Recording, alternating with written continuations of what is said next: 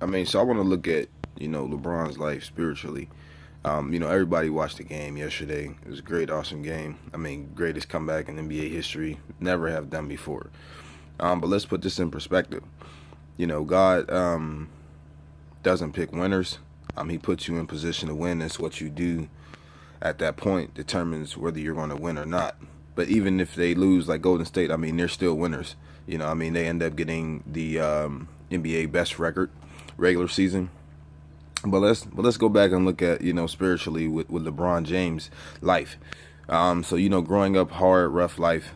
What I'm saying, like most of us had. And then he comes to Cleveland, gives them 7 years, no championship, right? So again, he's been scrutinized, as many other players have been scrutinized too. But nowadays, because they call it, he's the greatest player on the planet, and I believe that Stephen Curry's the best shooter on the planet. He gets scrutinized the most right now, and you just gotta sit back and just look, at what God did. So when God gave him a vision that he was gonna go to Miami and win multiple championships, that did happen. Cleveland burned his jersey. They hated him. Even the owner spoke out and said some words that he then since took back. And then, he had a rough time down there in Miami. Only winning 2 of 4. So, and then he decides to come back. Again, the scripture says, Proverbs 3:5 and 6. Trust in the Lord with all your heart and lean not to your own understanding, but in all your ways acknowledge me, and he will direct your paths. So what God is saying, don't worry about it. This journey that I got you on, trust and believe, I got you. So LeBron came back. Now imagine he forgave a whole city. Just really just hated him. They burned his jersey, yet they did have to go back and buy it again. That's just a little funny, a little something. But so they burned his jersey, right? And we look at Matthew 6:15. But if you do not forgive others their sins, your Father will not forgive your sins. So he forgave the whole city. He came back, in hopes to hopes to win another championship in Cleveland that hasn't won in 52 years. And then people look back like, oh man, like you left, Dwayne Wade, you left Chris Bosh, and again, he had to follow the vision. So you look at how many people that, how he scrutinized on Facebook, Twitter, whatever, how he's talked about, like, oh, he'll never be Kobe, he'll never be Jordan. And really, in a sense, you really can't even compare them because they're different players. Kobe and Jordan was shooting guards, whereas LeBron James is a small forward. Then you look at Psalm 23:5. It says, one of my favorites, you prepare a table before me in the presence of my enemies. You anoint my head with oil. My cup overflows. Now watch this. Anybody that is causing hatred in your life is considered a temporary enemy. So everybody that was talking about him on Facebook, social media, Twitter, whatever, real life in the streets, the barbershop, whatever, just like they're talking about in your life. God will prepare a table for them. And this is what God has showed me. He said, this is what I want you to tell my people, that it's mandatory that your enemies see you blessed. So everybody that talked about him, God has prepared a table. What table was that?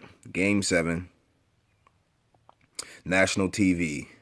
Everybody that talked about it is watching him, waiting on him to lose. But we all know the end of that one. So Psalms 23:4. This is right before he says he prepared a table. Even though I walk through the valley of the shadow of death, I fear no evil, for you are with me, your rod and your staff, they comfort me. So all through that, all through what he had to go through, even his whole career, and how many championships that he got there, and the first player to get his 6 NBA finals, didn't win every one. Everybody was sitting there watching. Verse 6, surely goodness and loving kindness will follow me all the days of my life, and I will dwell in the house of the Lord forever. So we look at that, and everybody was sitting there. It was mandatory that they sit and watch him, his enemies.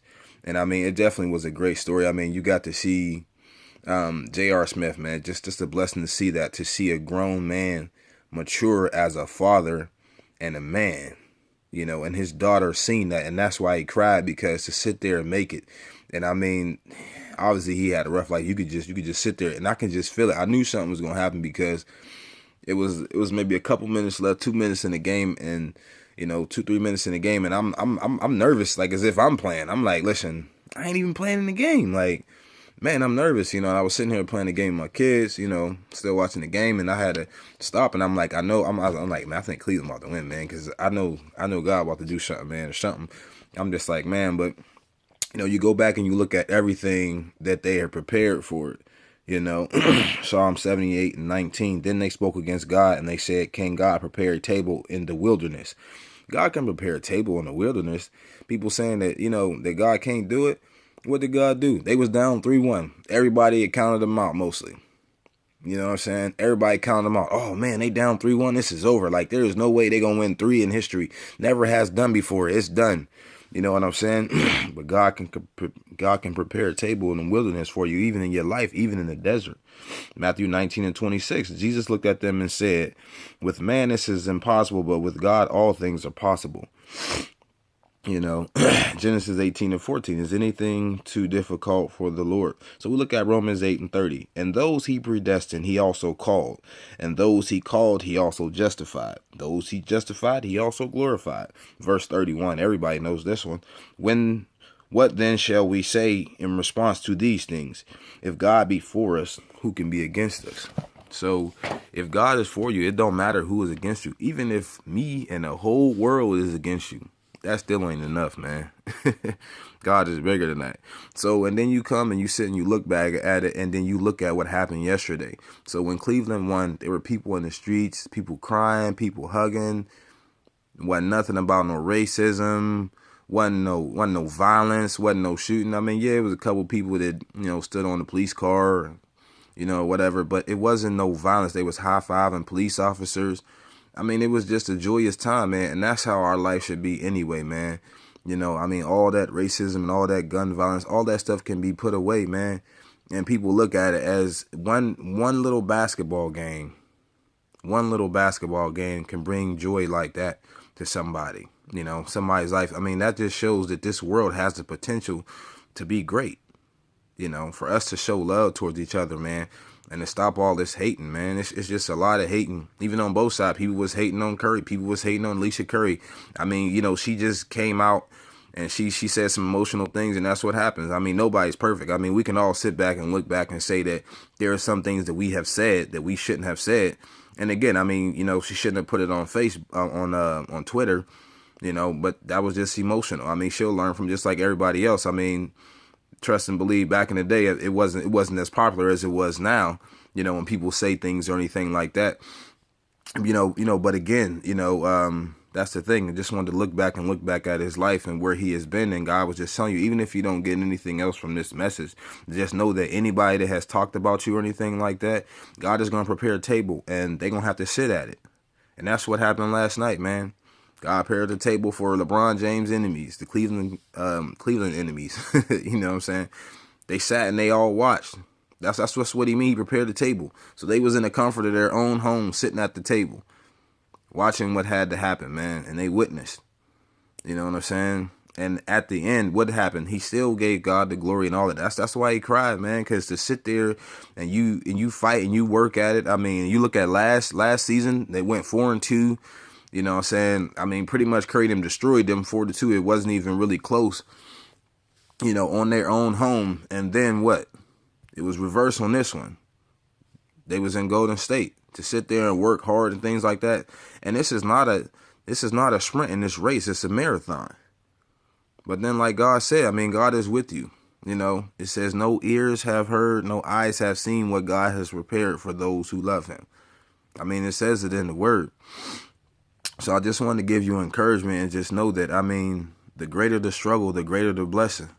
God obviously has something for you. And there was this quote that I seen, and I'm going to put it on my phone, man. It says, I'm coming for everything that God has for me. And that's what I'm doing. And encouraging others along the way. I mean, because that's the, the difference, what I'm saying, is where you going is, can you bring people with you? Can you encourage others? And again, hats off to LeBron. I mean, he's giving away $41 million to put children through college. You know what I mean? And yes, nothing to. I mean, this man got over 107 million just a contract alone. You know, for Nike. But again, I mean, just doing things, and that's why God is blessing him. The more you give, the more God's going to give back. So I just wanted to encourage those that even if it's a dark spot in your life, God has something for you, man. I mean, you look at the story of J.R. Smith, man. That's gonna be a story told for ages, man. You know, a grown man that matured as a man. It was a blessing to see that last night. I'm out. God bless.